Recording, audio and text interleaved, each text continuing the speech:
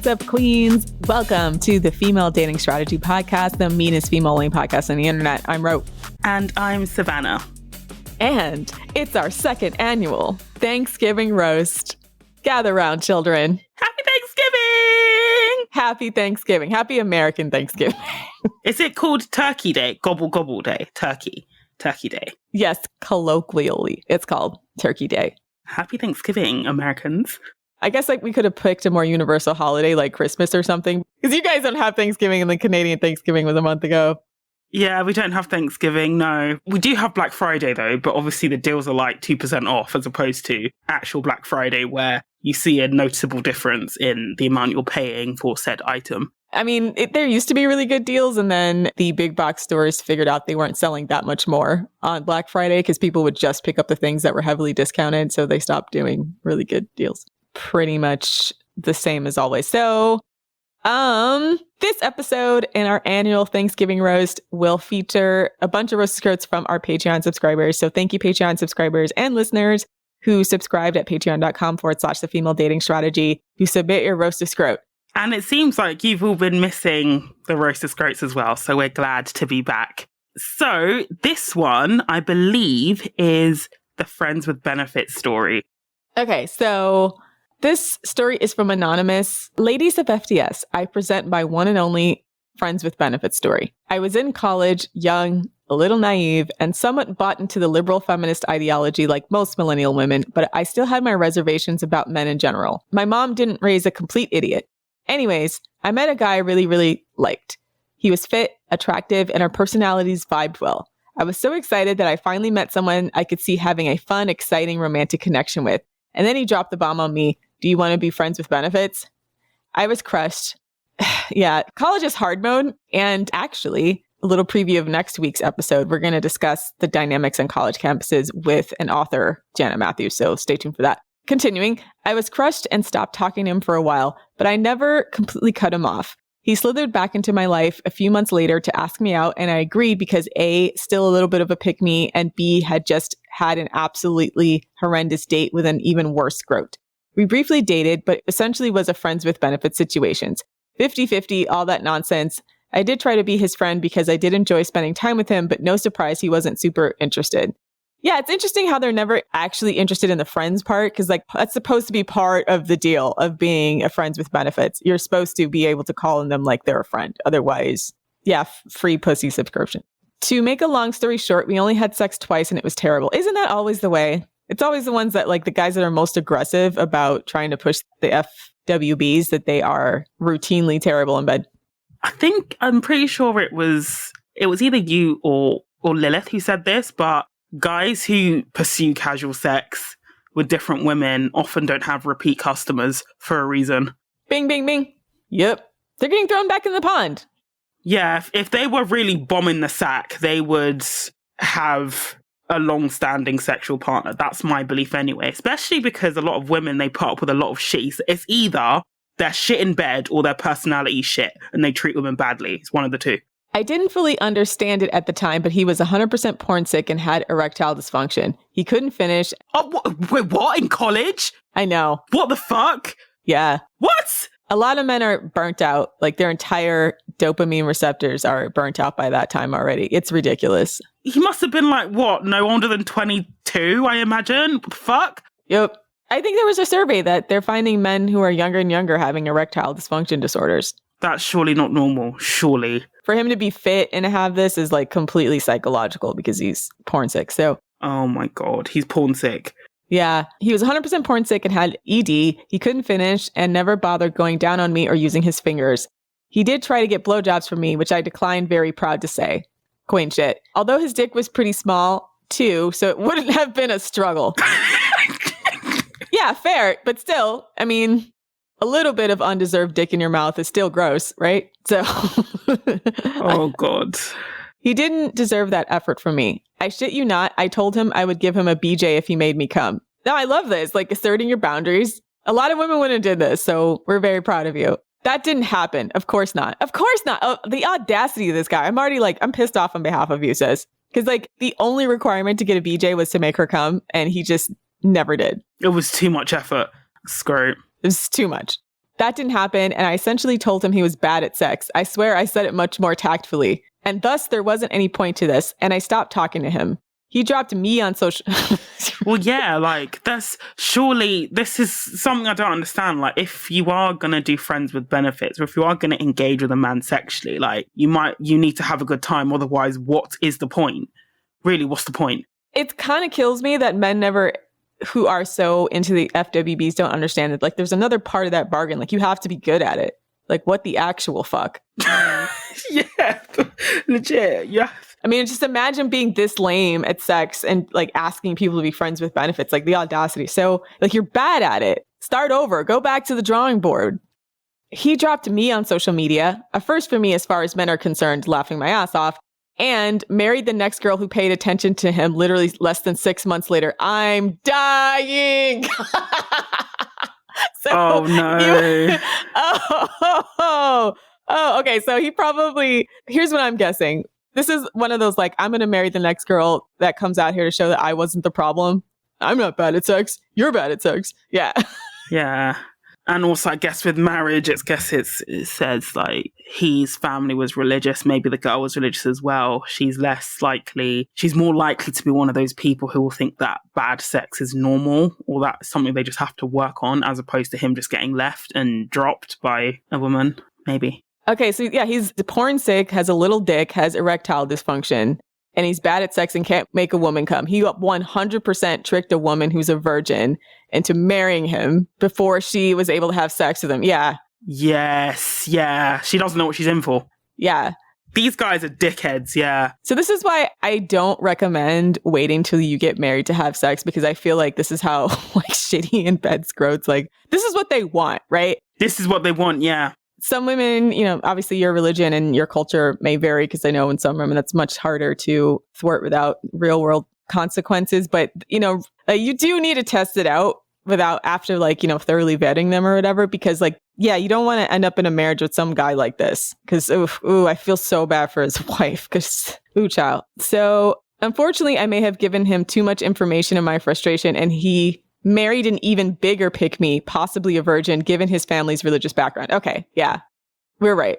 So it'd be even harder for her to notice and or leave his defective peen and Madonna whore complex. It's so calculating as well. I just hope that, I hope that poor woman is okay. Meanwhile, I swanned off into the sunset with my degree, career, and cozy apartment, and have been blissfully scrote-free for 6 years. If there's one thing he was good for, it was a crash course in how to identify millennial scrotery and how casual sex just ain't it. The end. Well, yeah, it's a lesson learned. You didn't waste too much time on this scrote as well, I think. So that's a positive. Could have married him, says so. Just imagine if he was, and in a way, he did you a favor. I always find, like, guys can self-reject for you. Just imagine if you're in a relationship with him, despite all these issues, it would be much harder to disentangle yourself than if you were just on a casual basis anyway. Yeah, so fuck this little dick scrote. Just said it. I mean, everything about him is fail. He just is fail from top to bottom. Fail. Oh. Your dick is little, you can't fuck, you have erectile dysfunction, you watch porn all day, and you had to trick a woman into having sex with you. No, you had to trick a woman into marrying you to have sex with you in the future, because... You know, I still can't. I need to read up about erectile dysfunction in men. That is just wild to me, that men who are supposed to be at their most peak, their most fit, and their dicks don't work. What the fuck? They're most fit. She says he's fit and he's attractive. Imagine walking around with a little bitty baby dick asking people to be friends with benefits. The audacity. That's probably the only way they can get it. Like, I just... my gosh. But obviously, as you noticed, that when he realized that didn't work because the queen basically told him he was shit in bed, what did he do? He went down the marriage route and married a virgin. So he changed up his tactic to get sex on the regular where he won't be rejected. He realized, I better lock one down so she can't leave as easily, because bad dick report after bad dick report probably clued this guy in that, he's just not hitting like that. Probably damaged his self-esteem. Honest to God. I'm so glad you told him. However, tactfully or not. I feel like we should practice. I want to give tips about how to not tactfully tell men that their dick sucks. Oh, do it. Let's go. Tips and tricks. Maybe future episode idea. But give us one now, like a little one now. Every day I live in horror that you're... Sorry. Do you know what it is? Actually, if anybody wants to see how you can like roast a guy and his dick, just read the article on the FDS website saying I can't remember the title of it, but it's like, we have a right to dick preferences. That one is a roast of subpar dicks. When I look at your dick, my first thought is disappointment. We need to... Oh, it's a good one. Yeah, I'd be like, this sexual experience is me hitting rock bottom. Yeah, just watch him die inside. Right. Watch him die inside. You know, with like the Windows delete sound, that's what, like the shutdown sound, that's what you could also add or send to him when you deliver that roast. Okay, so moving on. Thank you, Anonymous, for that. And I'm glad to hear you're doing much better, Queen. And I hope you have a wonderful Thanksgiving. Moving on then, we have the tale of the Kentucky Fried Scrote. From Bucket. And Bucket says, in celebration of the coming holidays, I decided to send in my story of possibly the worst day I've ever been on. This is a tale of Kentucky Fried Scrote. I've just had a glance of this one and I burst out laughing, so let's go. I'm going in raw. So this event happened almost 2 years ago. At the time, I was naive, 20 years old, and under the impression that I could find a good boyfriend on Tinder. That's the funniest thing anyone said today. I matched with this guy. But we were all young and naive ones. Yeah, exactly. And 20, yeah. That's what they told us you were going to be able to do on that app. That's not what happened, but that's what they marketed it as. And so Bucket says, and so I matched with this guy, and from his pictures, he looked pretty cute and didn't seem to have any red flags, aside from him being new to the town and was from Florida. What's wrong with Florida? Everything. Everything is wrong with Florida. I don't have time to talk about how much is wrong with Florida. What, really? America's Wang. Oh, I know nothing about Florida. I've never been. Oh, okay. Yeah, no. Florida is the state that we all collectively agree to gang up on. All the rest of the 49 states, even like Mississippi, even though Mississippi shouldn't have any self-esteem whatsoever, doesn't deserve it. Nor West Virginia, but like we all collectively make fun of Florida. Why? There's so many reasons. Is it like uber Republican? Well, no, it's a battle. It's become more conservative in recent years, but it's a battleground state. It's where a lot of elderly people move in retirement. It's where Disney is. It's like kind of a microcosm of the United States because there's parts of it that are very like Southern and almost like backwoods and other parts that are like very immigrant heavy. And then other parts that are like just full of like guard. It's like full of transplants from other Eastern states, like the worst people too. So it'll be a bunch of like crackheads from New York City that'll travel down there because it's warm. So it's just a state we like to drag because... Oh. Okay. I only know Florida for Disneyland. Whenever some like particularly like insane story comes out, we have a meme called Florida Man. Have you ever heard of that? No. It's because like there's always like wild shit happening in Florida because the craziest people move down there. But it's basically like if you hear of somebody who wrestled an alligator on bath salts, it was probably in Florida. Oh, I see. Yeah, we only know about Disney in Florida, in the UK. That's what we know it for, and Trump, because obviously, like the Mar-a-Lago estate. That's my extent of my Florida knowledge. I mean, Florida's got Trump in it, so already fail Florida. Fail Florida. I'm fine with bullying Florida. I could bully Florida. Let's bully Florida for the rest of this podcast. I don't care. I want to pick a state to roast. Like we should pick a state and just like roast. Well, I guess you guys wouldn't know what I'm talking about, but I would love to pick a state and like just roast all of the men there and like why they suck. Just do like an extra series, the roast of the 52 states each week. Just is it 50? About like why the men in those states don't deserve to have rights or self-esteem. Yes, 2023 we'll do that as a series. You can roast each state in turn. Just to be equal, just to be fair. I don't care. Yeah, all you Floridians fight me. Like, fight me in the comments. I don't care. It's only the men, by the way. It's not the women. It's the men. Yeah, all the women are fine. She says, I should have unmatched right there and then for that offense alone, but I didn't. I still regret that. He told me over the course of our messaging that he was a restaurant manager and liked to surf. So I was down for a day at a locally owned burger joint that had a cute atmosphere and good music. All things that sounded very nice in concept was about to prove disastrous. I walked in there all dressed up, ready for my date, who I thought to be a decently paid restaurant manager, and in walks what could only be described...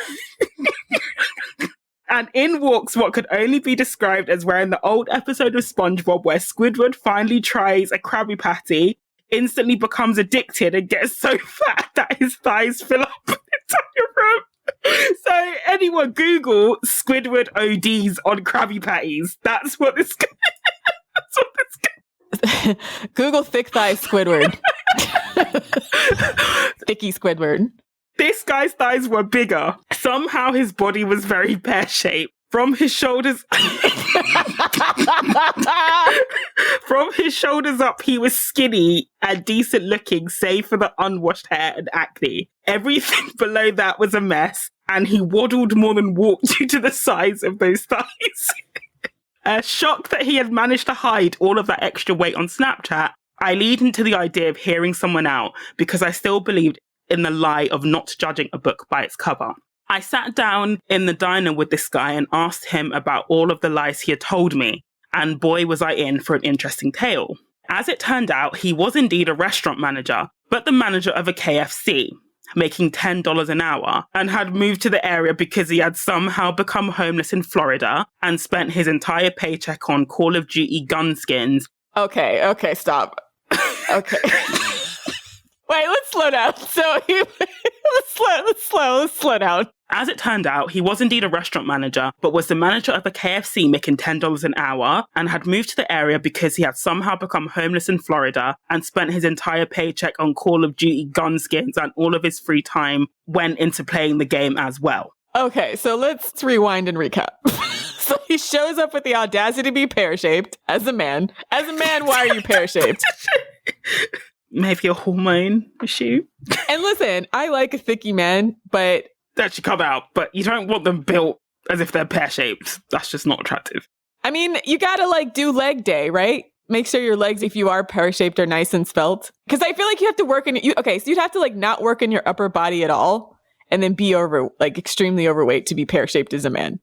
But from the sounds of it, I think it's just he probably collects fat in the lower part of his body. I think that a leg day could help, and obviously extra fat mass doesn't help, but that's just where he stores fat because his top half was skinny. So, I mean, from his shoulders up was skinny. Why am I imagining a centaur?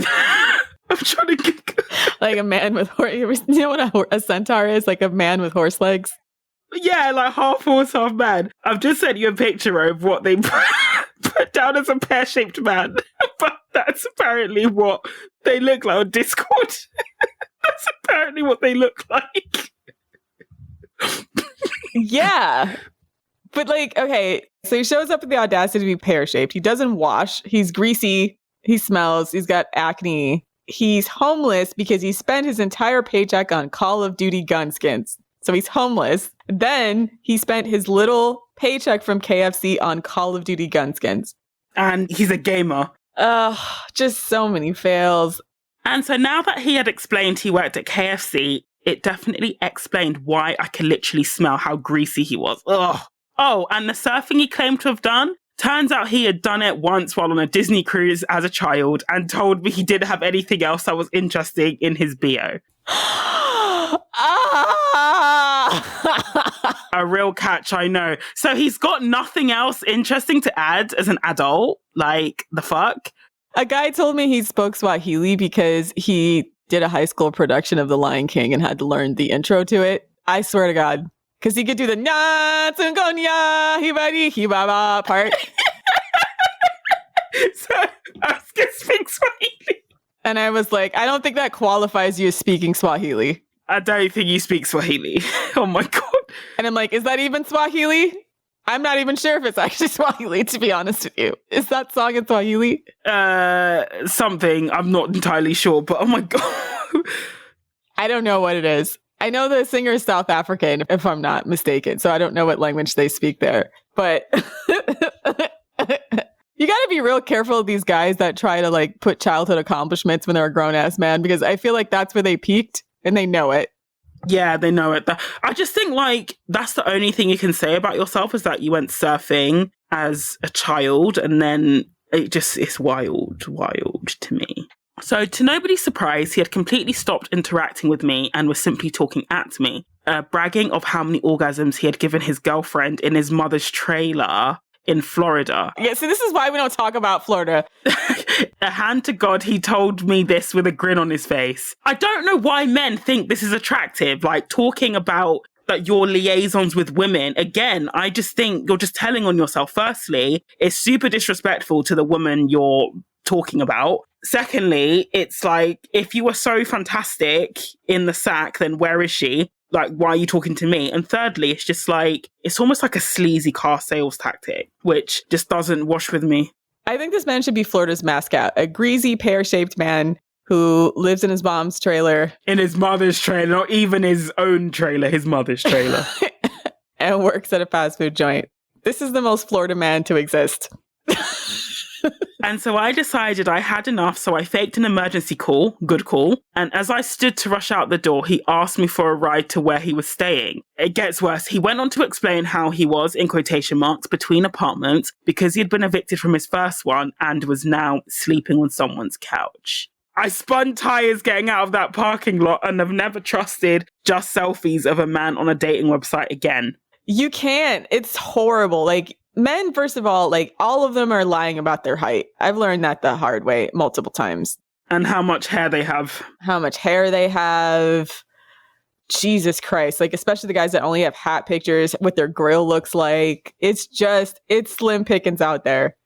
Especially on Tinder. Tinder's bottom barrel. And so the tale ends.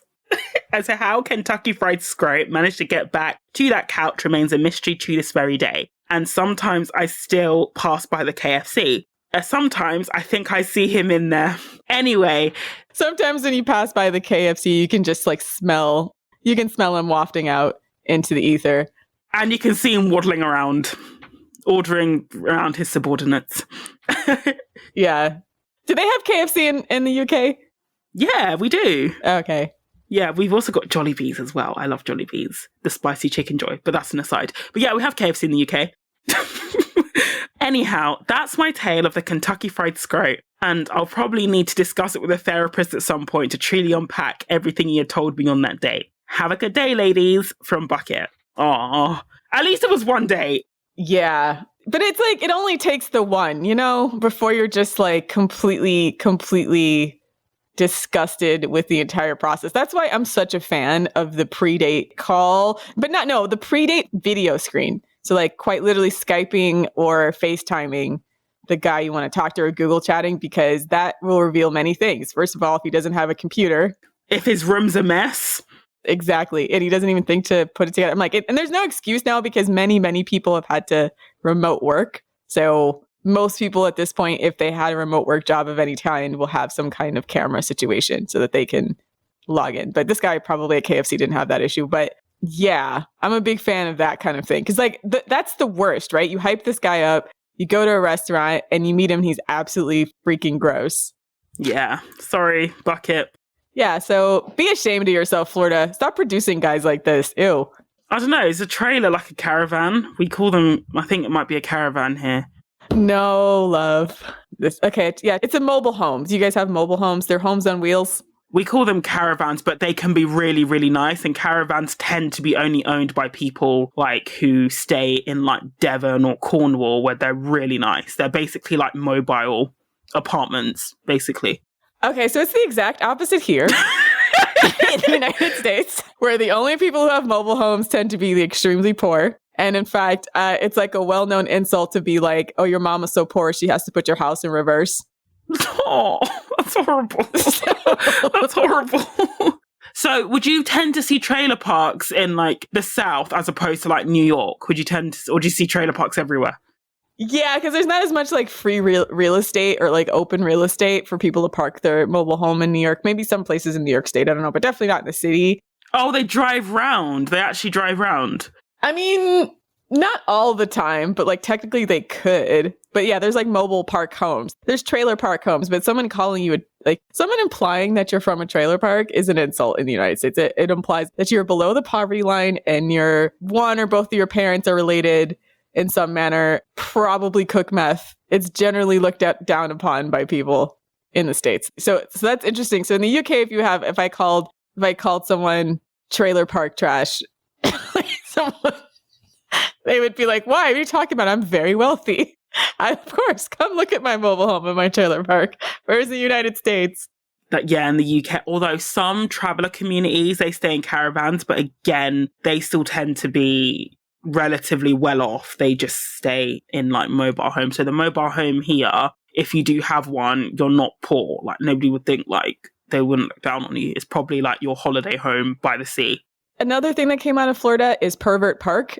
Mobile homes are popular among sex offenders that can't live anywhere near a school, because then they can like park these homes in places that are far away from school. So that's the other thing. And there's a place called Pervert Park. It's in St. Petersburg, Florida, of course. And it's quite literally like a collection of mobile homes that are of sex offenders that can't live anywhere else in like near there in the state because it's too close to where their children. So yeah, there's just in the United States, having a mobile home is like, your family's poor is what it means.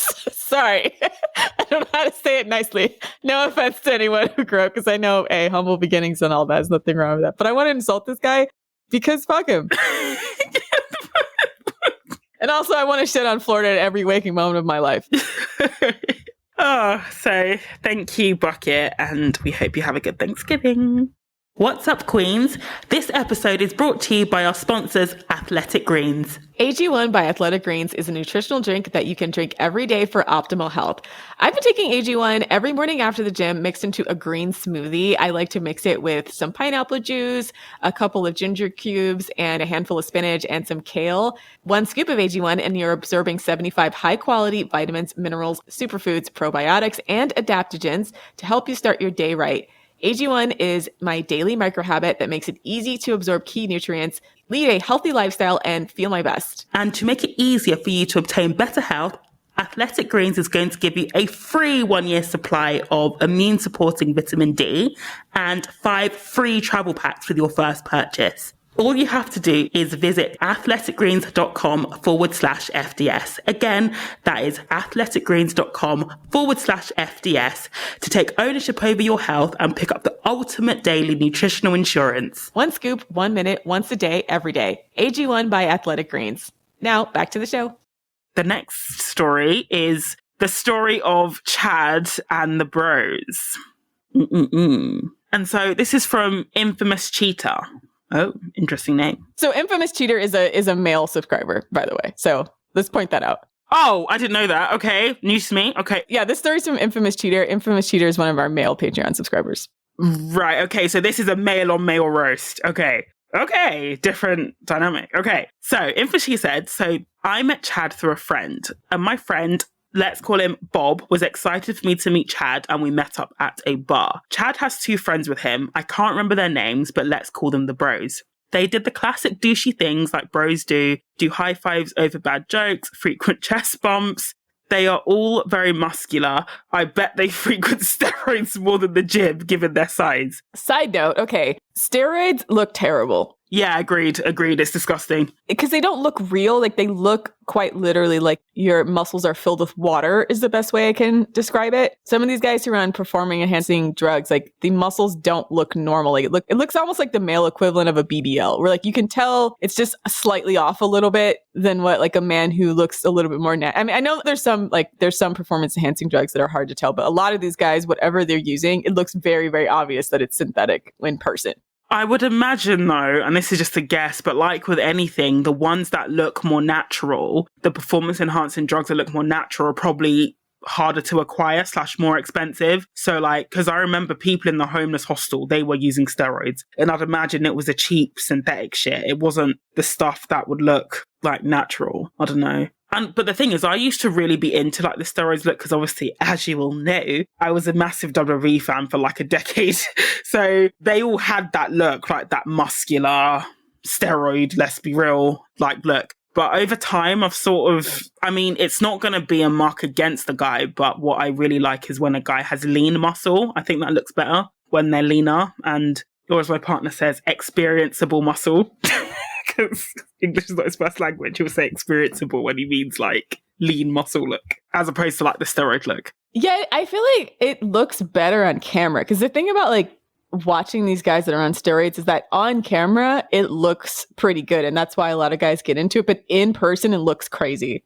In person, it doesn't look good. Yeah. And that's the reason why a lot of celebrities, they'll cycle. So they'll use like steroids when they have a film. Then they go back to looking normal when they're not, because on a day-to-day basis, it just doesn't do anything for you looks-wise anyway. Yeah, I think it makes you actively worse because you're like, whoa, this guy's got serious water retention issues.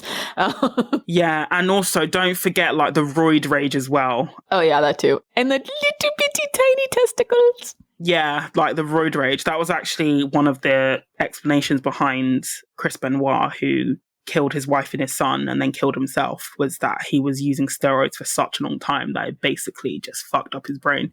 And it makes your testicles shrink. So if you want your testicles to look like deflated raisins, try steroids. And so Infamous Cheat continues. And so the bros hit on just about every girl at the bar they called a 7 and above. At the end of the night, I wasn't impressed. But whatever, Bob needs friends. A week or so later, Bob lets me know Chad is having a party at his place. Like, house parties are better than the bar, in my opinion. Easier to talk to people, and there can be party games, and often people are more relaxed. He asked if I can come with him early to help set up kegs as the bros are unavailable. And so I agree, and a few days later, Bob picked me up and we head over. Chad lives in a basement suite of a very rich neighborhood. His suite is huge and very well decorated. There's a large kitchen with an island that opens up into a living room with 2 TVs and a bar. This party might be a full rager. And so after we get the kegs in and set up behind the bar, I ask to use his bathroom. He tells me the boys, in quotation marks, room is down the hallway to the left. And like the classic idiot I am, I mix up my right and left and walk through a door on the right. It opens up into a, quotation marks, second kitchen. I think to myself. And as I look around, I lock eyes with a very startled young girl. She has blonde hair, a pretty face, and is very fat. She is immediately rushed into another room and slams the door.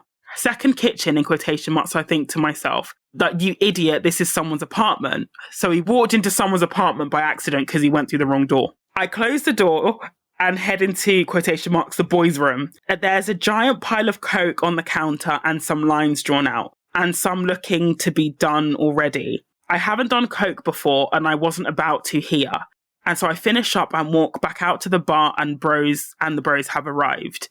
I let Chad know I accidentally walked in on his neighbor, and he lets me know that's not his neighbor, it's his house troll. The fuck? What?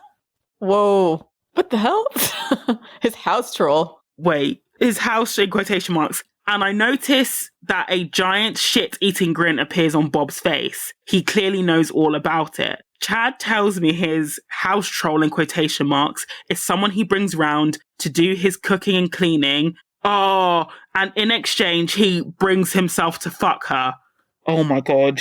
Wow. Okay, let's pause. Okay, so he's trying to go to the bathroom. He actually goes down the wrong corridor, runs into a blonde woman who's overweight, who basically like screeches and slams the door at him like a house troll.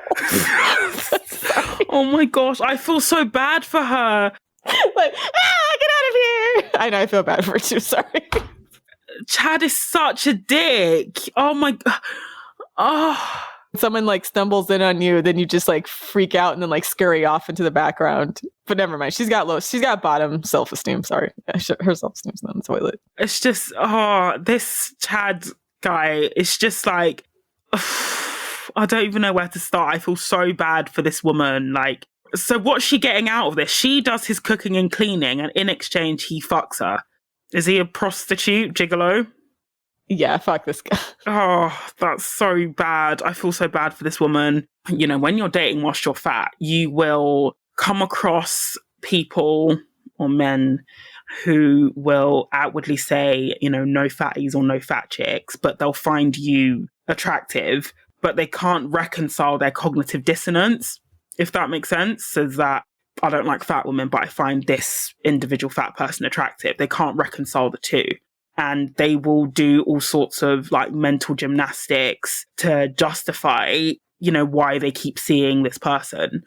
So they might keep them as like a friends with benefits, or in Chad's case, they might just tell her it's an exchange, she should be grateful that my penis graces her pussy, when actually he's genuinely finds her attractive, but he would never say that to his bros because he's afraid of being shamed, if that makes sense.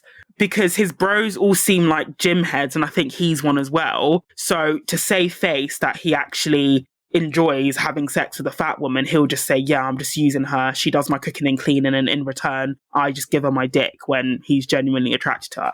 It's a shitty way to do it, but I wouldn't be surprised if that's the case here, because this doesn't make any sense. Let's keep going. Let's carry on.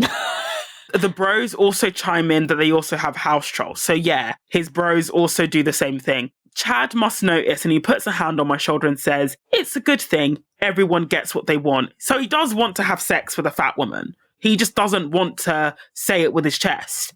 Right. So basically they all have women that live with them in some like corridor of their home that cooks and cleans for them, and that they have sex with, but isn't even allowed to come to the parties that they throw. They're basically in a hidden relationship. Basically. Almost.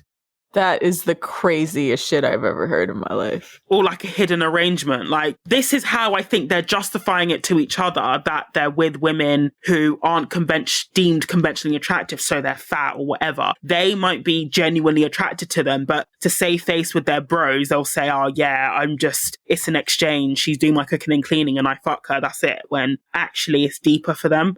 I mean, I'm sure like a lot of men are attracted to many women of all shapes and sizes. It's just that like their misogyny and desire to posture for each other and control women takes precedence, right? So yeah, I mean, is she getting free rent or something at least? I imagine if her self-esteem is this rock bottom, though, she's probably 50-50 at a bare minimum.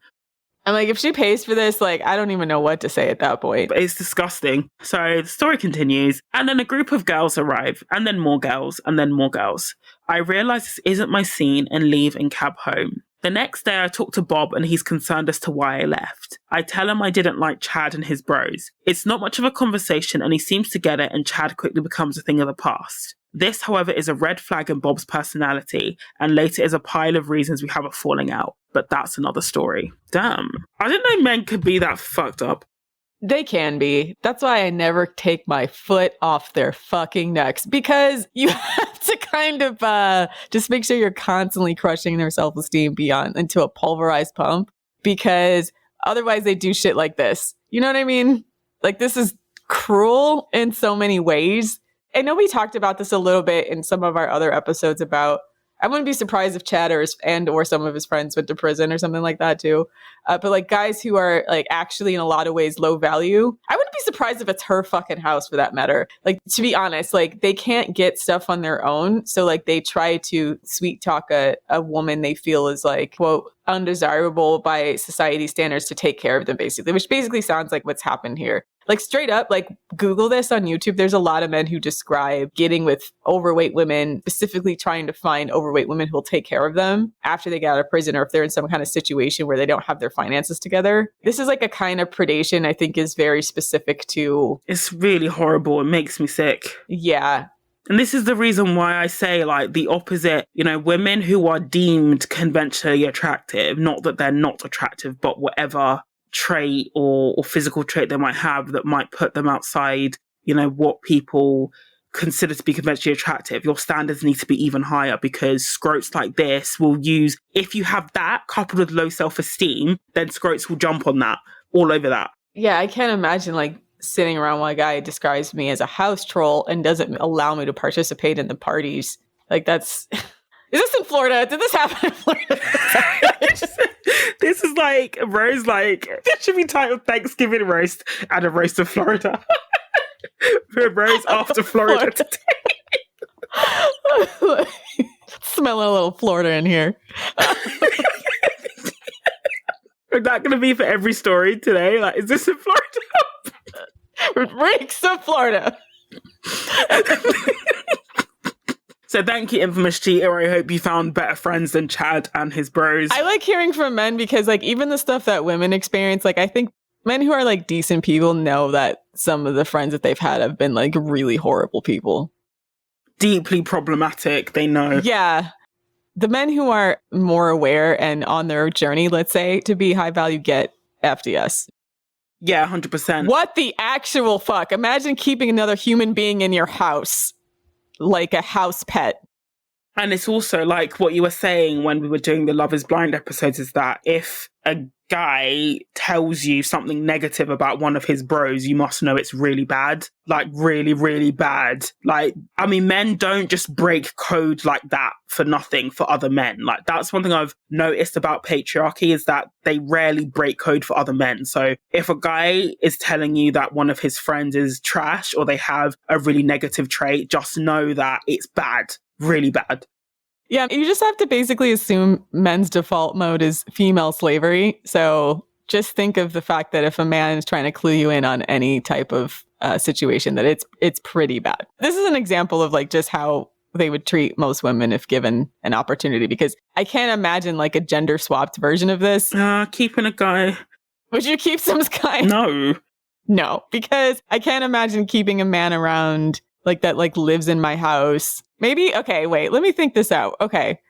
I need like a tech nerd who can just like set up all my stuff all the time and just like never talks to me and never looks at me. Yeah, see, that's cruel. That's cruel even for me. You know what I mean? Even if it was a guy I genuinely found attractive, I still think like that's rude. Like it's still, I just couldn't do it. And then I like touched his peen once a week, you know, it's just, threw him a Scooby snack and like some kibbles. I just know like I would go into like supreme hostess mode, which is why men aren't coming to my house. And then like when I threw parties, he couldn't come out or show his face. That's so cruel. I don't see women doing that. That's particularly cruel. And on top of that, you're inviting other girls as well. So, and these guys will be hitting up these other girls, trying to get them on their raggedy dicks and then going back to her. Fuck that. Yes, you made the right call, infamous cheater. I hope you found better friends, infamous cheater. And I hope you're not a cheater, an actual cheater. But yeah. Jesus Christ. Every time I feel like I hear something that I think is bad, and then you hear something, oh, me and my group of friends just... With men, the floor just gets lower. It just like completely disintegrates underneath our feet, and we fall into a lower depth of hell that we didn't know existed before. A lower depth. Moving along to our next Roast-A-Scrote in this Thanksgiving roast. Should we just call her Jay? We'll just call her Jay.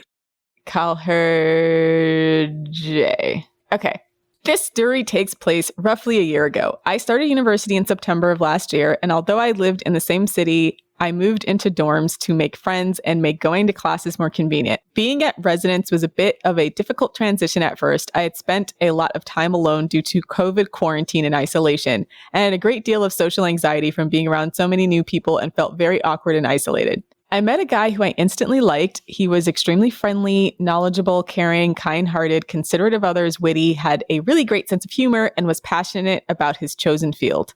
He was also a great and supportive friend. I liked him pretty much almost instantly, but I was also incredibly shy and socially awkward and already felt a great deal of anxiety from being at residence, so I was too shy to really talk to him or reach out to him directly. I really wanted to be around him and get to know him better, and I knew he was friends with the RA on the floor above mine. Because of COVID, we had a half-capacity residence, so floors usually paired up for events, and the two RAs worked together, so I casually knew the other RA. I decided to hang out with him more so I could hopefully see the guy I liked. In hindsight, this was an absolutely ridiculous move. As I got to know the RA on the floor above me, I realized he was an absolutely disgusting person, probably the worst scrote I've ever met, and had the displeasure to know. He seemed somewhat normal at first, but I soon realized he was an extremely vulgar and disgusting person. In one of my very first conversations with him, he brought up extremely inappropriate topics. He mentioned that his father had a rice purity score of around 19 and mentioned the Mile High Club. Yeah, no clue. What's a rice purity score? Is that a game? Is that like a video game? Let me Google that. Oh, the rice purity test is a 100-question survey that assesses a person's level of innocence in the domain of worldly vices. So a rice purity score of 19... means that he's had a lot of different sex, I guess? It means basically he's corrupt. Or he's a scrote, basically. Is this like a known thing? I've never heard of this. This might be like a personality test. According to the rice purity test score, a score between 91 and 100 is a good test score. Meaning like you're more pure. Yeah. So if it's 19, then basically it's not good. I've never heard of that in my life. So it assesses your level of innocence and relation. So he's saying that his dad had a rice purity score of 19. So why are you bragging about your dad's sexual conquest, first of all? What the actual fuck? Yeah, basically being like maladaptive as well. That's what he's bragging about.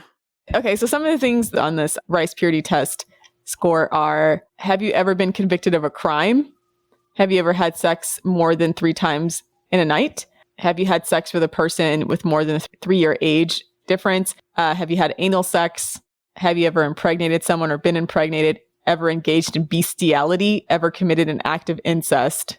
So ever masturbated with an inanimate object? Yes, so nothing about this is something to brag about. Ever used methamphetamine, crack cocaine, PCP, horse tranquilizers, or heroin is one of the questions.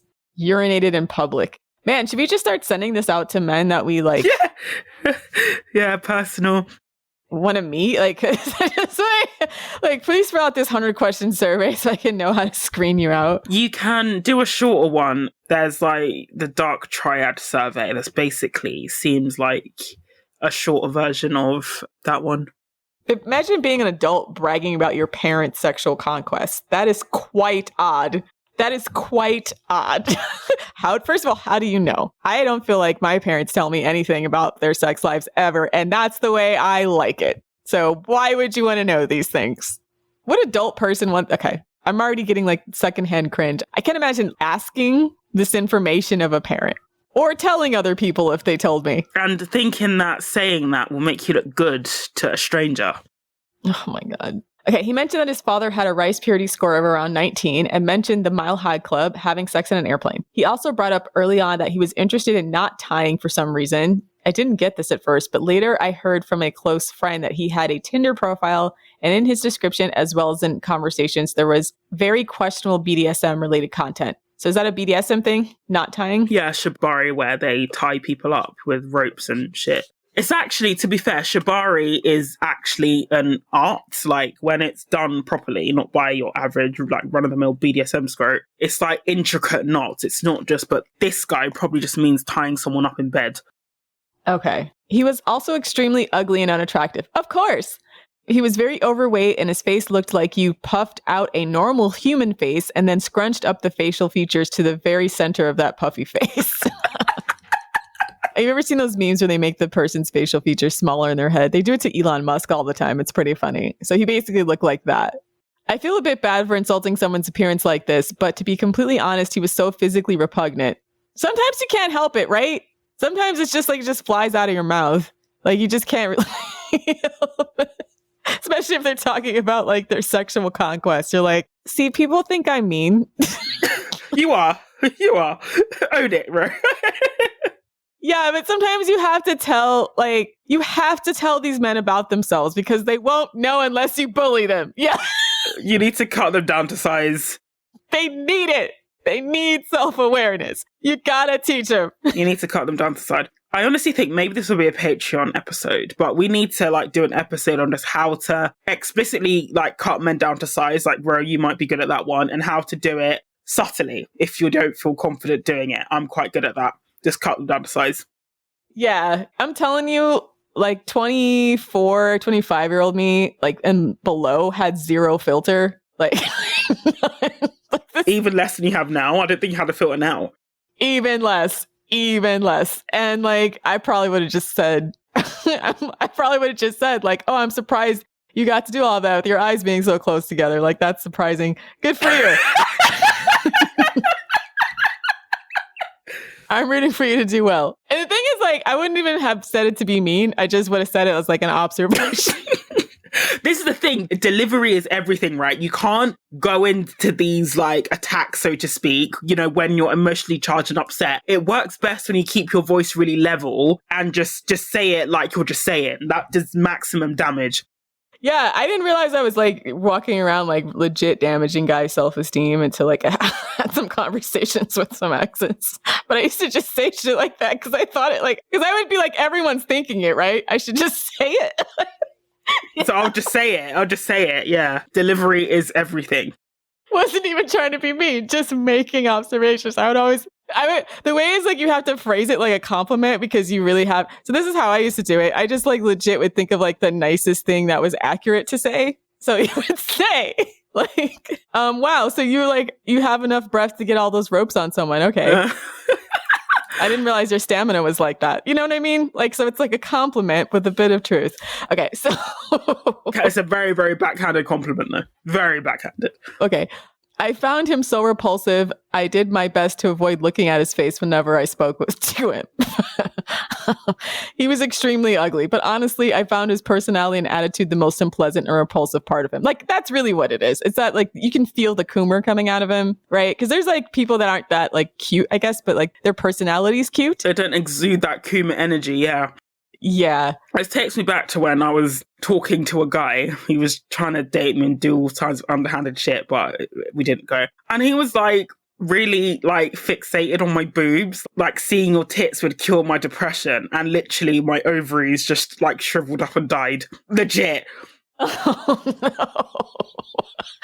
The thing is, on top of that, he was so physically unattractive. It's just like, why do you think I would be like, yes, yeah, let's go. It was so disgusting. I felt gross. Anytime a man says that like sex is or seeing a woman's naked body is going to cure whatever ailment they have, I always imagine them as like some poor guy coming up to the altar to some televangelist. Like, if you believe these titties can heal your body. I legit think if a woman ever wanted to rinse men and wanted to start a religion, just do that and then just like future fake them saying you'll see the titties if you donate this amount of money. They'll do it. Jesus Christ. I swear to God, we should do like a traveling show. I would do like a tent revival and just like tell men that like I think they would totally believe it. It'd be like, if you've never seen a titty come to the front, heal yourself.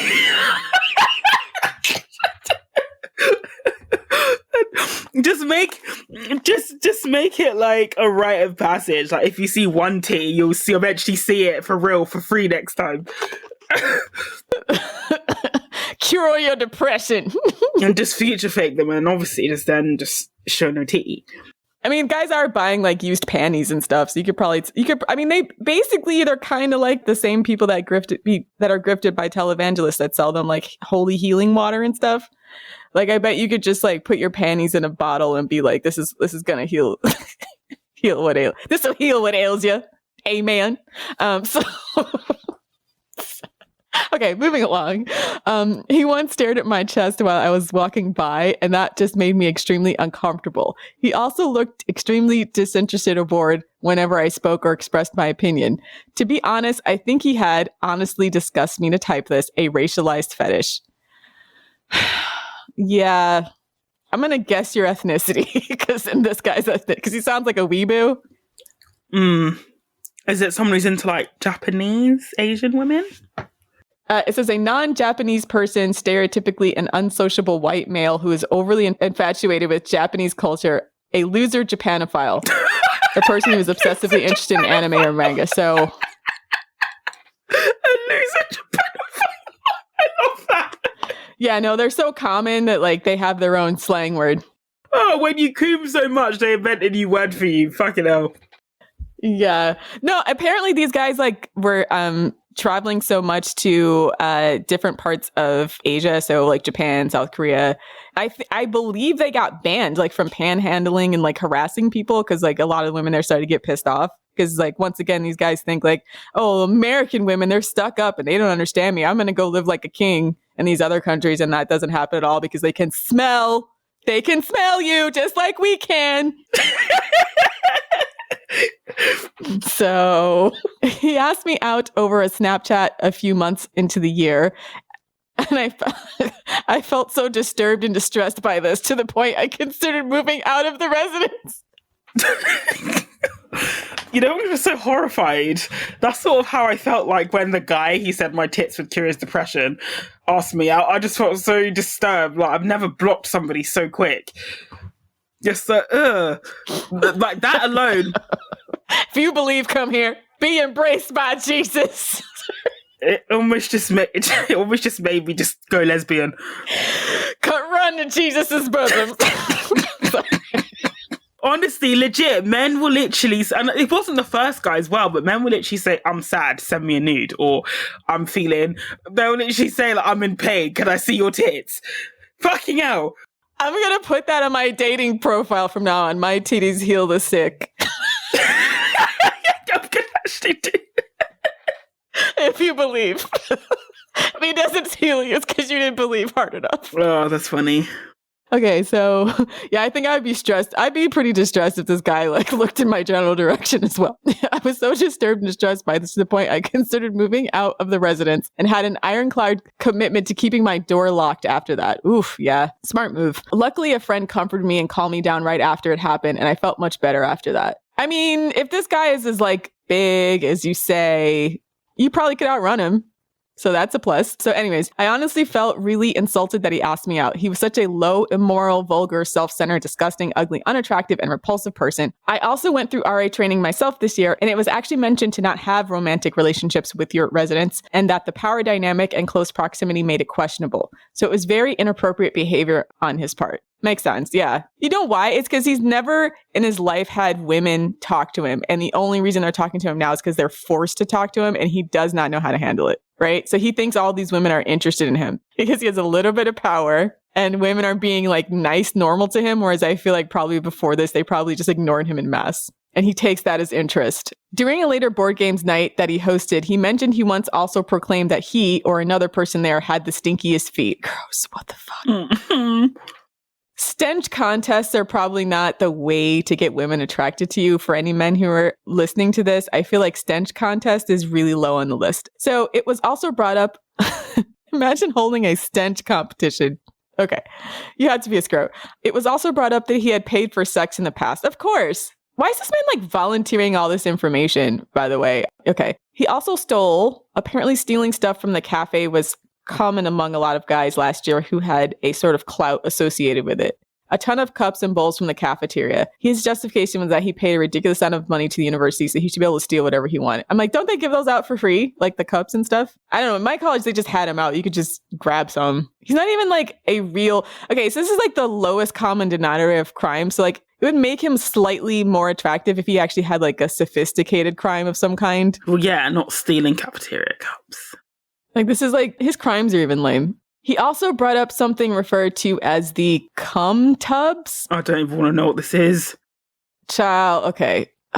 I'm going to prepare myself. Cum tubs, okay. They were bathtubs last year where some male student leaders had this thing going on. They would come in the bathtubs by themselves or if they were with someone.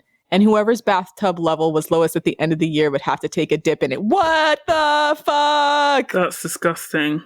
Okay, so I thought the stench competition was the low. Masturbating into a tub and then bathing in another man's cum, that's the low. That's the competition. That's the lowest bar. Although I'm sure we'll get some more Roast-A-Scrotes and I'll be even more surprised. But stench competition was like, I thought that was going to be the bar, but no, this is even lower than that. And you know, we just reached 8 billion people on this planet. I think that it's time that we start to address the raging overpopulation issue because we're going to run out of resources. And I feel like it's time to start considering if we need to have panels to weed guys like this out and decide if they get to live or die. Because honestly, they're just breathing up air and taking out resources from the rest of us and bathing in their own cum and bathing in other people's cum. And not even just like new, fresh cum, like cum that's been there for over a year. Because they've been accumulating that cum for the entire year. So I feel like it's time to consider, honestly, if they make me supreme leader being of the world, like this guy's going to be the first to go. I'm not going to lie.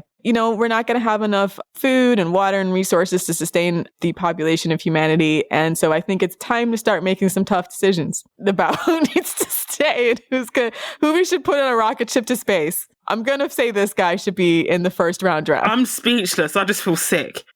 First round draft, this man right here. But with just our luck, he'll like land on Mars and then accidentally seed a whole new species over there. So maybe we don't. Just throw him into the sun. That's probably better. Okay, slightly off topic, but I am very disgusted by university males. I see why. I don't blame you. He also later mentioned how some people he knew went to a gay bar and then listened what people had done, who had gone home with someone, etc. I found this oversharing to be extremely inappropriate, keeping track of his friends' sex lives and then casually passing that information around.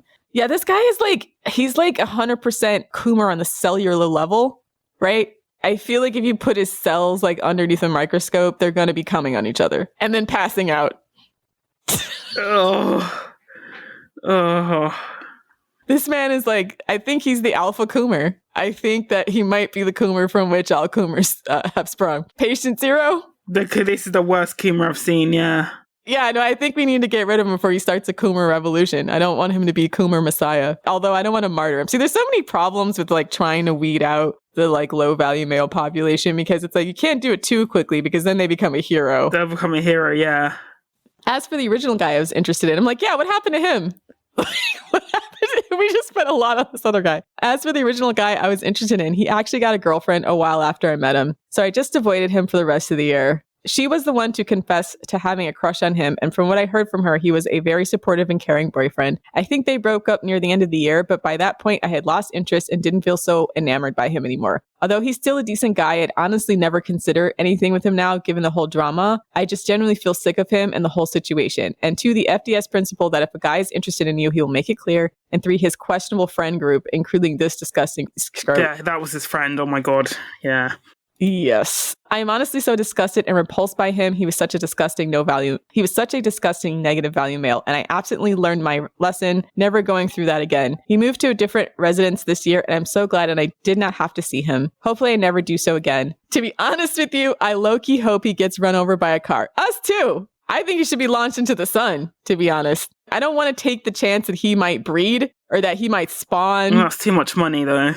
Or anything. I think that he has DNA that should in no way be reabsorbed into the human Earth's biome. I think it's just all negative. I cringe at the amount of time and energy I wasted pining after the guy I liked and wish I had realized that I shouldn't have had to spend so much time around that scrote who made me uncomfortable. I really should have focused on my studies and personal development instead, which I am making an effort to do this year. Thank you, FDS. Oh, I'm sorry you did that. And I'm sorry that happened to you. I'm sorry this man exists in the first place. He just makes me, that's the worst Scrote I've come across. Detty Peeg. First of all, I want to know who his father is because I blame him. And Ro also wants to know if he was from Florida. I want to know if he's from Florida. It feels very Florida. This guy feels slightly less Florida to me for some reason. This guy feels like, what state does this guy feel like in my gut? Definitely, I feel like north. I feel like he might be West Coast. I'm thinking Seattle. This guy feels Seattle to me. Washington State? I'm guessing. Okay, so you don't have to tell us if it would dox you in any way, but I'm just like, it feels maybe Washington State in my bones. Sorry about that. That sounds traumatic. I even feel a bit sick. I was having like water and it almost came back up at how disgusting that Scrote was. So sorry about that and happy Thanksgiving, Jay. Okay. Last but not least, we have this one from S. And she says, I wanted to submit my Roast-A-Scrote. So as a disclaimer, all of this happened before I found FDS and realised my past pick-me ways. You're forgiven, sis. We've all been there. So I was involved in a mentoring organisation for underfunded elementary schools when I was 19. And there was a guy there, Sam, who was essentially my boss. Every arsehole, supreme arsehole that I've come across in my life has always been called Sam, by the way. T and I hit it off and he seemed great. But in hindsight, there were a lot of red flags. Some, but not all of those, include number 1, claiming he read feminist literature, but never being able to name any books or authors. 2, bragging about how good of a guy he was when he would go to bars with his friends and apologise to the women they hit on for their behaviour. Even as a pick-me, I was super put off by this. Did you see it? Like you went with it? That's what he told her, which is weird. But it's just like, don't hit on them in the first place then. Oh, okay, so he was trying to tell her so he could seem like a good guy. Like a good guy, yeah, just don't do it in the first place. Like, Number 3, getting upset whenever I would mention another man. Oh, my ex was like this as well. Even when I wasn't into whoever I was mentioning, he was weirdly possessive of me and would shit talk guys, including one guy who ended up becoming, and who still is, one of my best friends. Yeah, one of my exes did that. He would get really, I remember, I think I've told the story before, but I was mentioning a male flatmate that I got on really well with, and he was really funny. And my ex got really annoyed and just basically said, don't talk about him in front of me ever again. Thing is, he was fine with me talking about him in abstract before, but he got really arsey when I said he was my favourite flatmate for some reason. I just feel like this is an opportunity to exploit a crack in male solidarity. I just wanted to point that out. Yep, and male self-esteem. Male self-esteem. There we go. Opportunity. Always be on the scout for opportunity. And number 4, being very selective of when he would text me back. And he would go days without saying anything, despite multiple messages from me. At number 5, using his height, he was 6'4" and I'm 5'4", to his advantage to corner me against the wall and tower over me when I got fed up and told him off his sexism. Ew. I hate this. I hate that. Every man in existence should thank his lucky stars that I was born to be an average sized woman and not large enough to like literally uppercut them in the jaw when they try to physically intimidate me, because that like just seriously pisses me off. If I didn't have like these weak little girl hands, because I don't like box or anything, I have small hands, then yeah, it would be over for a lot of them. So I'm with you. I hate that as well. And number 6, laughing in my face when I said he was sexist. There's a lot more, but basically he was a massive piece of shit. But I liked him a lot even after I told him off his sexism and had hopes he would magically change. During the summer after I told him off, I was friends with benefits with this girl I knew from the mentoring organisation called C, who was questioning her sexuality. She was also friends with Sam and had been into him and received the same treatment I did right before me. So Sam, C, and another female friend of ours were all hanging out.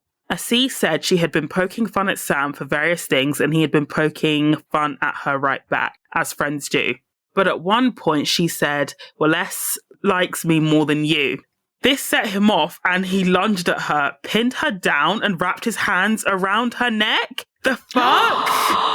Oh my gosh. What? Oh my God. Dangerous. Oh my gosh. Yeah. At a mentoring organization? Oh yeah, this guy should not be around anybody vulnerable. And he did this in front of witnesses. Can you imagine what he'd be like in private? Okay, so this is an underfunded elementary school. So these are children. This is children. Oh my gosh. Well, okay, so he works with children. This is the story she's telling is when they were out with another adult. But he did this in front of people. Yeah, fuck. Adult friend, but like. And so she managed to escape with minimal bruising, but the other girl who was there worked with Sam to try to gaslight her about the whole situation. It was a mess, and Sam was never removed from his position of working with kids, even though the other friend present was the literal president of the organization and knew about his violent tendencies. This is why some pick-me's are actually a danger to other people. It's one thing being a pick-me and being a danger to yourself. That's bad enough. But when you're literally putting other children, other women in harm's way just so you can be a pick-me, that's different. And we need to, I think Ro's spoken about this, but that needs to be spoken about more. Like, not every pick-me, it's not, with every pick-me we can be like, oh, she doesn't know any better, oh, patriarchy or whatever. Some of them actively make choices that harm other women and children, and they need to be called out for that. Yeah, I don't get overlooking that. That's a little depressing. Okay, so. And so he wanted to be an elementary school teacher, and I really fear that he is one. Fuck. I feel like this might be lowering the bar just to get more male elementary school teachers because there's not that many compared to women. Is that a bad thing? I don't think it is. I don't necessarily think it is either, but but it's another thing where they're constantly salivating to get more male teachers because they feel like it's better for boys to have some kind of structure, etc. So I wouldn't be surprised if like she's lowering the bar because just to keep a male elementary school teacher around because it's historically very female dominated. It's always weirded me out a little how he never slept with any of the girls, myself included, that he manipulated. The most he did was kiss me, so I'm not sure what he was getting out of it, but I hope he's miserable. Me too. Yeah, so do we. So yeah, it's always harder to roast the like kind of dangerous scrotes because I don't want to laugh at all about that. I hope he's got an anger management and isn't like downloading all his horrible ideas about women to the children in his classroom. Because even if they don't explicitly say things, like they can telegraph that, to children. Like children aren't stupid. Like in fact, they're very intuitive. So I just hope the situation gets better and he gets fired somehow. So that's our Thanksgiving roast. I love the Thanksgiving roast. I look forward to it every year. But this has got to be like the worst set of men that we've roasted by a long, long mile. Yeah, these are pretty bad too. Round him up, put him in a spaceship, launch him into the sun. So anyways, happy Thanksgiving for everyone in the United States. I'm thankful for another year of this really great podcast. We're missing Lilith right now. She left a message to everyone about why she's out on her Twitter, so you can look it up. So we're hoping her a very speedy recovery. I know she's having some trouble finding the right specialist. So, but we are thankful that she's still here with us, kicking and hopefully kicking scrotes in their necks. Yeah. Keeping her foot on next. So yes, if you would like to submit a Roast-A-Scrote for a future roast, then, or if you're a man and you listen to our podcast, you want to ask us a dating question, or like Infamous Cheater, you want to send us a roast of your friends, that's fine too. Check out our Patreon, patreon.com/the female dating strategy. If you want to discuss this episode, which I'm sure we will have a lot of comments, please go to thefemaledatingstrategy.com/the forum. Look for the episode thread. Check us out on the Musk era Twitter for as long as it's open and available, I guess, at fem.strat, and on our Instagram at _the female dating strategy. So thanks for listening, queens. Have a happy Thanksgiving. Have a happy holidays. Thanks for listening, queens. And for all you scrotes out there, you should be exiled to Florida and shot into the sun. Die mad. See y'all next week.